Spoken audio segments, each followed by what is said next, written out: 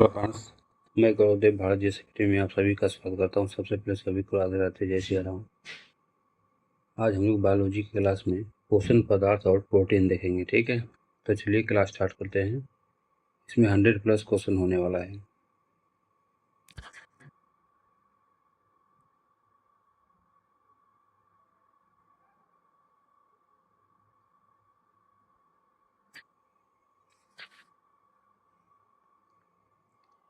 वे पदार्थ जो जीवों में विभिन्न प्रकार के जैविक कार्यों के संचालन एवं संपादन के लिए आवश्यक है, क्या कहलाता है?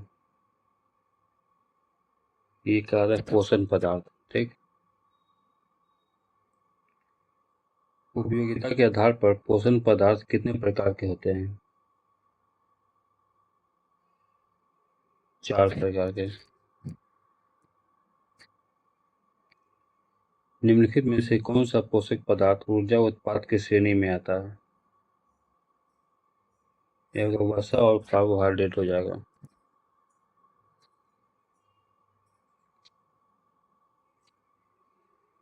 उपापचयी नियंत्रण के रूप में कार्य करने वाले, ठीक है,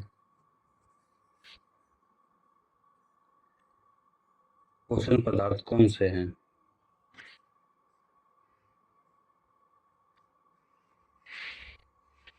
विटामिन, लवण और जल। शरीर की वृद्धि तथा टूट फूट की मरम्मत करने वाले पोषक पदार्थ को क्या कहते हैं? उसे वृद्धि तथा निर्माण पदार्थ कहते हैं उसको। प्रोटीन को किस प्रकार का पोषण पदार्थ माना जाता है? इसे वृद्धि एवं निर्माण पदार्थ कहते हैं। वे पोषक पदार्थ जो आनुवंशिक गुणों को एक पीढ़ी से दूसरी पीढ़ी में ले जाते हैं, क्या कहलाते हैं? इसे न्यूक्लिक अम्ल कहेंगे। मनुष्य के शरीर में विभिन्न कार्यों के लिए कुल कितने प्रकार के पोषण पदार्थों की आवश्यकता बताई गई है? इसमें टोटल 7 बताया गया है। कार्बोहाइड्रेट किन तत्वों को के निश्चित अनुपात 1:1 से मिलकर बने कार्बनिक पदार्थ होते हैं? इसमें कार्बन, हाइड्रोजन और ऑक्सीजन कार्बोहाइड्रेट में। शरीर की ऊर्जा की आवश्यकता की कितनी प्रतिशत मात्रा की पूर्ति कार्बोहाइड्रेट द्वारा की जाती है? तो 50 से 75%। 1 ग्राम ग्लूकोज के पूर्ण ऑक्सीकरण से कितनी ऊर्जा प्राप्त होती है? 5.6। कार्बोहाइड्रेट की सबसे सरल अवस्था कौन सी होती है? मोनोसेकेराइड।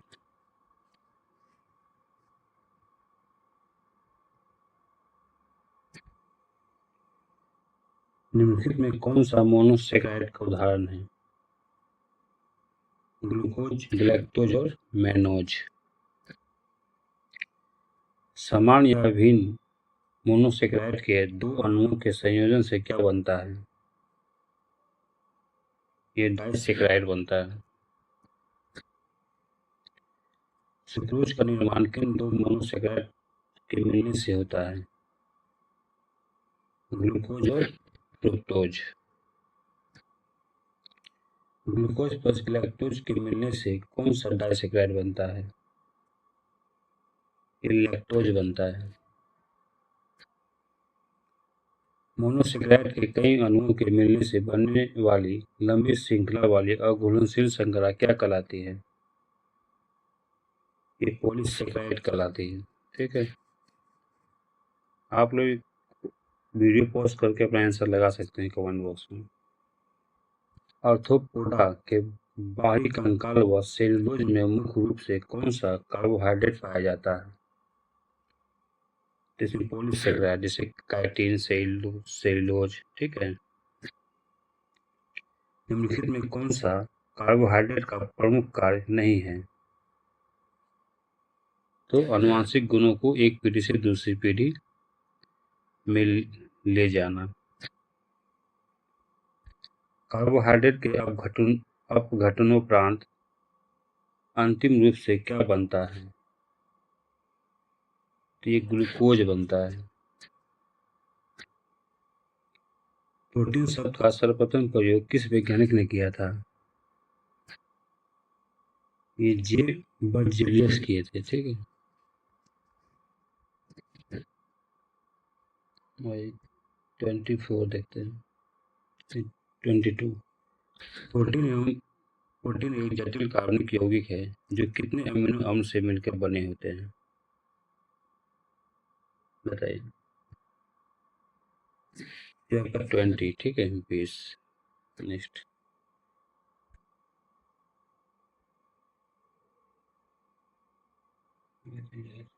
मिल जाता है बार। कितना हुआ?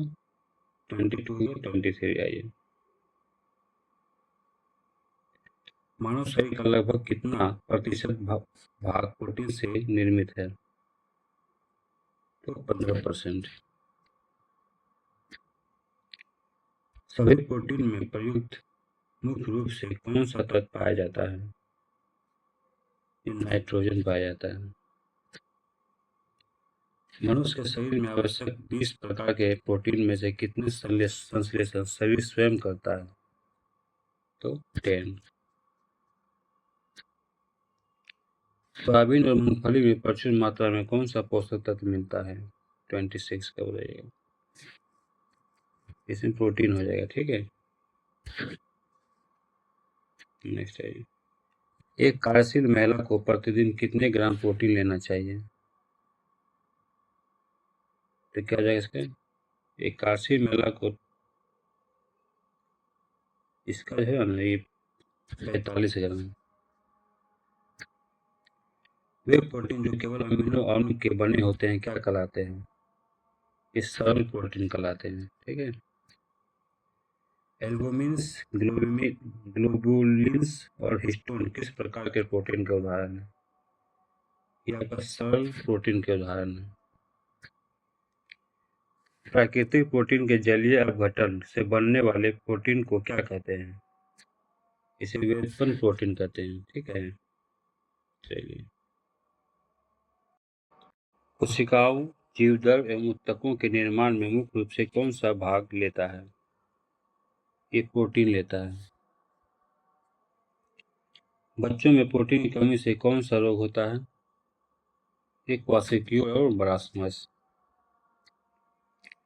किस रोग में बच्चों के हाथ पांव दुबले पतले हो जाते हैं और पेट बाहर की ओर निकल जाता है? एक क्वाशियोर। किस रोग में बच्चे की मांसपेशियां ढीली हो जाती हैं?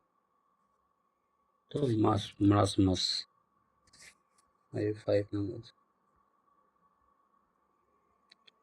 जैविक उत्प्रेरक एवं जैविक नियंत्रण के रूप में कौन सा कार्य करता है? एक प्रोटीन कार्य करता है। आनुवंशिक लक्षणों के विकास का नियंत्रण किसके द्वारा होता है? इस प्रोटीन के द्वारा होता है। दवा के रूप में प्रयुक्त कैप्सूल का आवरण किसका बना होता है? स्टार्च एवं जेलेटिन प्रोटीन का।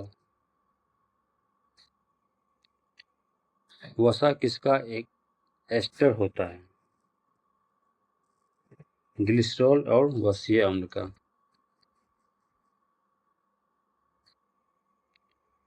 वसा में निम्नलिखित में से कौन से तत्व विभिन्न मात्रा में उपस्थित रहते हैं? कार्बन, हाइड्रोजन और ऑक्सीजन। सामान्यतः वसा 20 डिग्री जो है ताप पर किस अवस्था में पाया जाता है? ये ठोस अवस्था में पाया जाता है।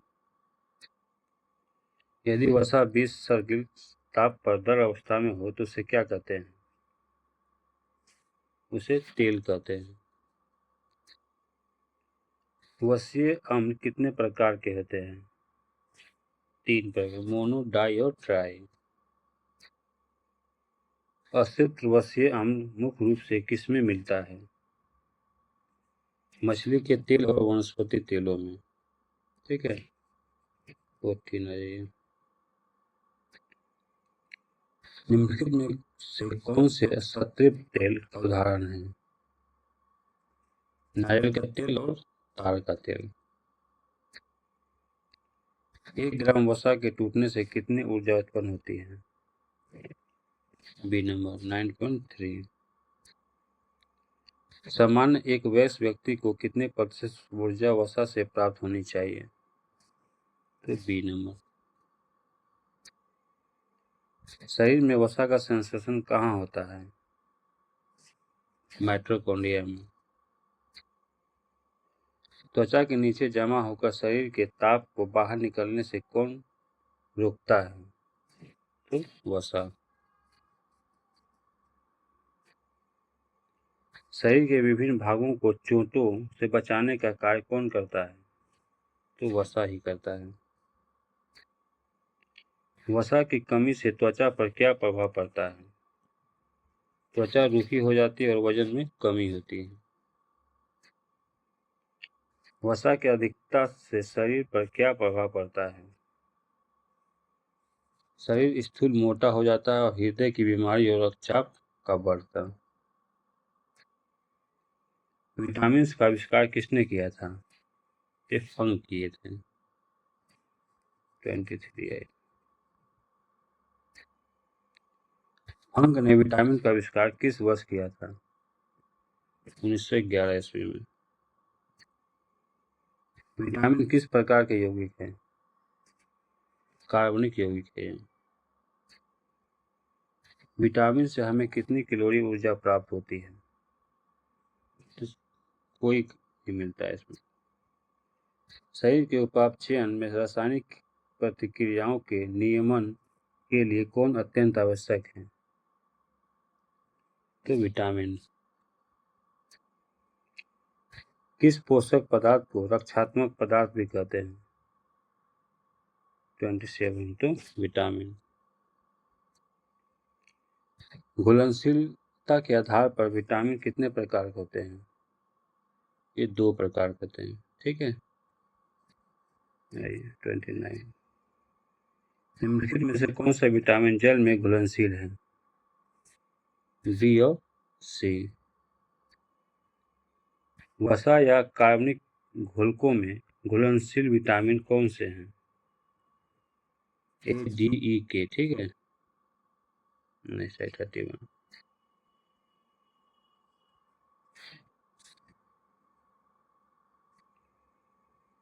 कौन सा विटामिन नेत्र, त्वचा, हड्डी एवं हमारे शरीर की प्रतिरक्षा प्रणाली मजबूत करता है? तो विटामिन ए। किस विटामिन में कोबाल्ट पाया जाता है? Vitamin B12। 33 देख लेते हैं। किन विटामिन का संश्लेषण हमारे शरीर में स्वतः हो सकता है? डी और के। त्वचा को कोलेस्ट्रॉल द्वारा सूर्य के प्रकाश की पराबैंगनी किरणों की उपस्थिति में किस विटामिन का संश्लेषण होता है? 34। ये विटामिन डी का। विटामिन के का संश्लेषण हमारे शरीर के किस अंग में जीवाणु द्वारा होता है? कोलन यानी कि बड़ी आंत। विटामिन ए का रासायनिक नाम क्या है? विटामिन ए का ये रेटिनॉल है। विटामिन ए की कमी से कौन सा मुख्य रोग होता है? 37। रतौंधी होता है। थायमिन किस विटामिन का रासायनिक नाम है? 38। तो विटामिन B1 का। विटामिन B1 की कमी से कौन सा रोग होता है? तो बेरी। राइबोफ्लेविन किस विटामिन का रासायनिक नाम है? Vitamin B2। 41। त्वचा का फटना और जिह्वा का फटना किस विटामिन की कमी से होता है? Vitamin B2। निकोटिनेमाइड या नियासिन किस विटामिन का रासायनिक नाम है? ये आपका विटामिन B3 का नाम, ठीक है, 43 आई। पेलेग्रा यानी त्वचा दाद रोग किस विटामिन की कमी से होता है? 43। ये विटामिन B3 की कमी से। पैंटोथेनिक अम्ल किस विटामिन का रासायनिक नाम है? 44। Vitamin B5।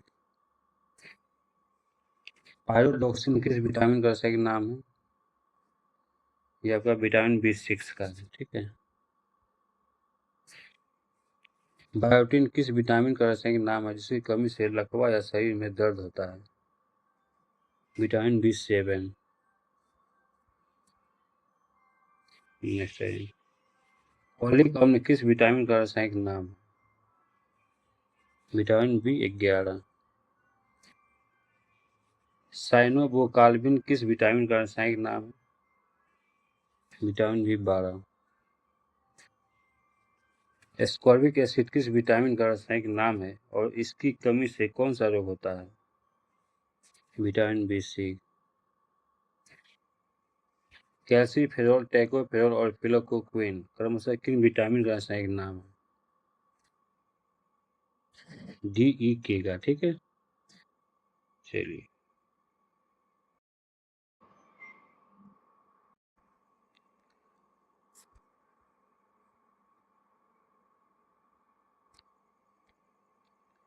मनुष्य खनिज लवण कहाँ से प्राप्त करता है? भोजन के रूप में। खनिज लवण हमारे शरीर में मुख्य रूप से क्या करता है? शरीर की उत्प्रेरक क्रियाओं को नियंत्रण। गर्भवती स्त्रियों में प्रायः किन तत्वों की कमी हो जाती है? तो कैल्शियम और आयरन। नेक्स्ट है, हमारे शरीर में लगभग कितने से अधिक खनिज लवण अलग अलग रूपों में पाए जाते हैं? 15। खनिज लवण हमारे शरीर के कुल वजन का लगभग कितना प्रतिशत होता है? 4 से 5%। मानव शरीर में कुल भार का कितना प्रतिशत भाग जल होता है? 65 से 75%। जल हमारे शरीर के तापमान को किस प्रकार नियंत्रण करता है? स्वेदन यानी पसीना तथा वाष्पन के द्वारा। शरीर के अवशिष्ट पदार्थों के उत्सर्जन का महत्वपूर्ण भाग क्या है? जल है। शरीर में होने वाली अधिकतर जैव रासायनिक अभिक्रिया किस माध्यम से संपन्न होती है? जलीय माध्यम से। पानी में किस विषैले तत्व की उपस्थिति के कारण केराटोसिस नामक बीमारी होता है? आर्सेनिक। न्यूक्लिक अम्ल नियंत्रण में किसके बहुलक होते हैं? न्यूक्लियोटाइड के कारण। न्यूक्लिक अम्ल किन तत्वों से मिलकर बने होते हैं? कार्बन, हाइड्रोजन, नाइट्रोजन, ऑक्सीजन और फास्फोरस। हमारी कोशिकाओं में न्यूक्लिक अम्ल किस रूप में पाए जाते हैं? DNA व RNA। आनुवंशिक गुणों को एक पीढ़ी से दूसरी पीढ़ी में पहुंचाना किसका मुख्य कार्य है? क्या हो जाएगा इसका? इसका C हो जाएगा, ठीक है, न्यूक्लिक अम्ल का। क्रोमेटिन जाल का निर्माण किसके द्वारा किया जाता है? न्यूक्लिक अम्ल के द्वारा।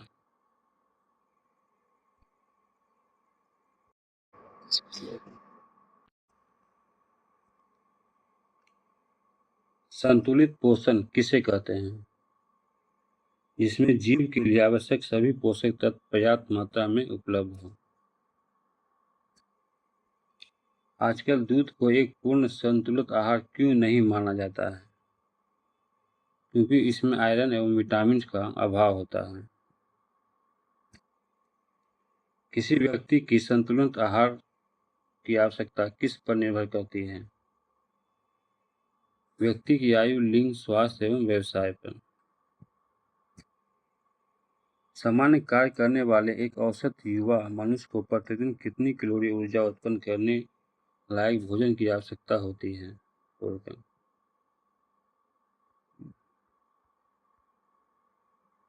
इसका हो जाएगा आपका सी नंबर, ठीक है, 3000 से 3500।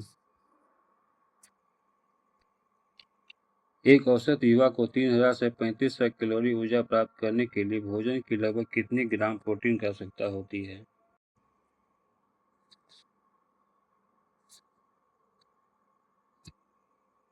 तो 90 ग्राम हो जाएगा। समान ऊर्जा आवश्यकताओं के लिए दैनिक भोजन में कार्बोहाइड्रेट की मात्रा कितनी होनी चाहिए? 400 से लेकर 500 ग्राम। ऊर्जा आवश्यकताओं की पूर्ति के लिए दैनिक भोजन में वसा की कितनी मात्रा आवश्यक बताई गई है? 50 से 70 ग्राम। निम्नलिखित में से किनके लिए भोजन की आवश्यकता अधिक होती है? निम्नलिखित में से किनके लिए अधिक भोजन की आवश्यकता होती है? पुरुषों और बालकों को स्त्री तथा बालिकाओं की तुलना में। बताना चाहता हूँ।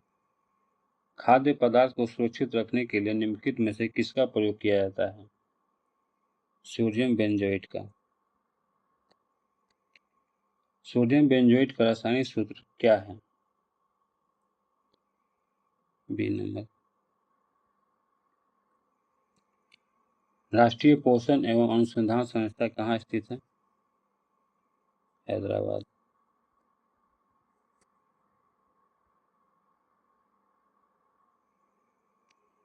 केंद्रीय खाद्य प्रौद्योगिकी अनुसंधान संस्था कहाँ स्थित है?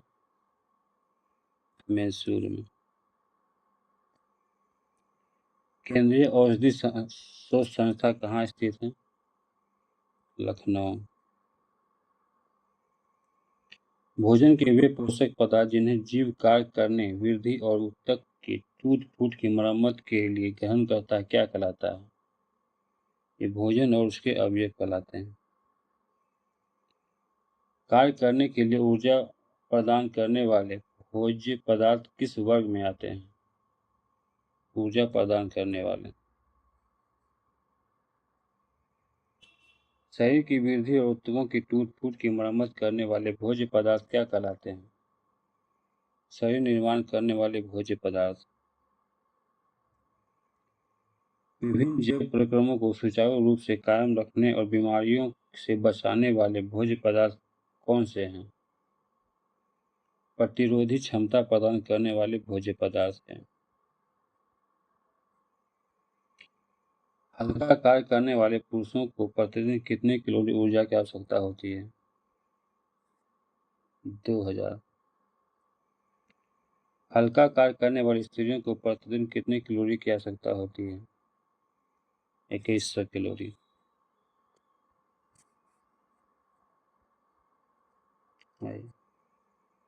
आठ घंटा कार्य करने वाले यानी कि मध्यम श्रम करने वाले पुरुषों को कितनी कैलोरी की आवश्यकता होती है? इसको 3000 कैलोरी की आवश्यकता होती है।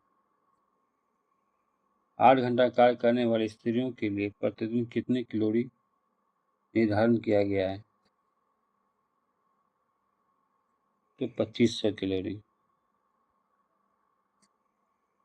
कठिन परिश्रम करने वाले पुरुषों को दैनिक रूप से कितने कैलोरी ऊर्जा की आवश्यकता होती है? ये 3600 कैलोरी। कठिन परिश्रम करने वाली स्त्रियों के लिए कितने कैलोरी ऊर्जा की आवश्यकता होती है? 3000 कैलोरी। किस परिस्थिति में एक स्त्री को पुरुष की तुलना से अधिक कैलोरी की आवश्यकता दिखाई गई है? तालिका दे दिया है, इसको पता नहीं किसका कैसे बनाया है। 24 का ही हो जाएगा सी, ठीक है। क्वेश्चन गड़बड़ा दिया है। कठिन परिश्रम करने वाले पुरुषों को हल्का कार्य करने वाले पुरुषों की तुलना में कितनी अतिरिक्त कैलोरी चाहिए? 25। तो 1600 कैलोरी। 8 घंटे कार्य करने वाली स्त्री और 8 घंटे कार्य करने वाले पुरुषों की कैलोरी आवश्यकता में कितना अंतर होता है? 26 का बताइए। 500 कैलोरी का। ठीक है।